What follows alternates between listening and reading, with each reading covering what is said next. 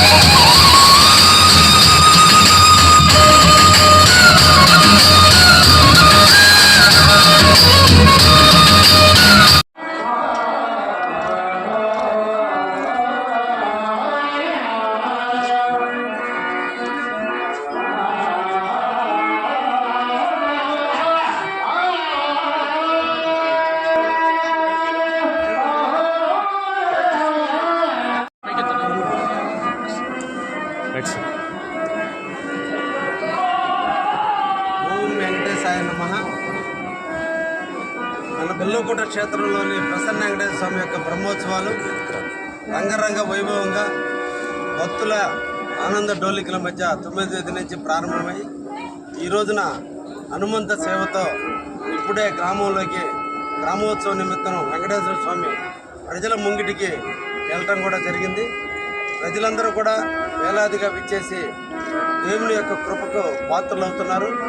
ఈ సందర్భంగా కావలి నియోజక ప్రజలు అదేవిధంగా నెల్లూరు జిల్లా వాసులందరినీ కూడా రేపటి రోజున గరుడు సేవ, మరుసటి రోజున తెప్పోత్సవము, అదేవిధంగా ఆ తర్వాత 14వ తేదీన ఉదయాన్నే 10:30కి కళ్యాణోత్సవ మహోత్సవం జరుగుతుంది. ఈ కళ్యాణ మహోత్సవానికి మన రాష్ట్ర మంత్రివర్యులు ఎండోమెంట్ డిపార్ట్మెంట్కి సంబంధించినటువంటి మంత్రివర్యులైనటువంటి ఆనం రామనాయుడు గారి చేతుల మీదుగా ముత్యాల తరంబరాలు తీసుకురావడం, అదేవిధంగా ఉభయకర్తలైనటువంటి పేద మస్తానరావు గారు, పేద రవిచంద్ర గారు, వారిద్దరూ కూడా వాళ్ళ సతీమణులతో కలిసి వాళ్ళు కూడా తలంబరాలు బిర్యం తీసుకురావడం కూడా జరుగుతుంది. ప్రజలందరూ కూడా విచ్చేసి వెంకటేశ్వర స్వామి కృపకు పాత్రలు కామని ఈ సందర్భంగా ప్రజలందరినీ కూడా కోరుకుంటున్నా. ప్రసన్న వెంకటేశ్వర స్వామి కలిసిన తలంపగానే ప్రసన్నమైనటువంటి వెంకటేశ్వర స్వామి అంతటి మహోన్నతుడైనటువంటి వెంకటేశ్వర స్వామి దర్శనం మన పూర్వజన్మ సుకృతంగా భావించాలి. అందుకనే ఈ గుడికి దర్శిస్తే అన్ని కష్టాలు తొలగి సుఖాలు శాంతిస్తాయనే ప్రజల యొక్క నమ్మకం. ఆ నమ్మకంతోనే లక్షలాది మంది ఇక్కడికి విచ్చేయటం కూడా జరుగుతుంది. నేను కూడా రేపటి నుంచి దేవుని యొక్క కింకరుడుగా, రేపటి నుంచి దేవుని యొక్క సేవకుడుగా ఈ 3 రోజుల పాటు ఇక్కడే ఉండి సేవా కార్యక్రమాలను మేమందరం కూడా పాలు పంచుకొని ప్రజలందరికీ ఎటువంటి అసౌకర్యం జరగకుండా అన్ని రకాలైనటువంటి సౌకర్యాలు అందిస్తూ ప్రజలను దేవుడి ముందుకు తీసుకుపోయే దాంట్లో అందరూ కూడా కార్యకర్తలు, నాయకులు, మా వాళ్ళు, వాలంటీర్లు అందరూ కూడా నిరంతరం కూడా మీకు సేవ చేయడానికి సిద్ధంగా ఉన్నారు. తప్పకుండా దేవుని ఆశీస్సులకై తప్పకుండా తరలిరండి అని చెప్పి సందర్భంగా ప్రజలందరూ కోరుకుంటున్నారు. ధన్యవాదాలు.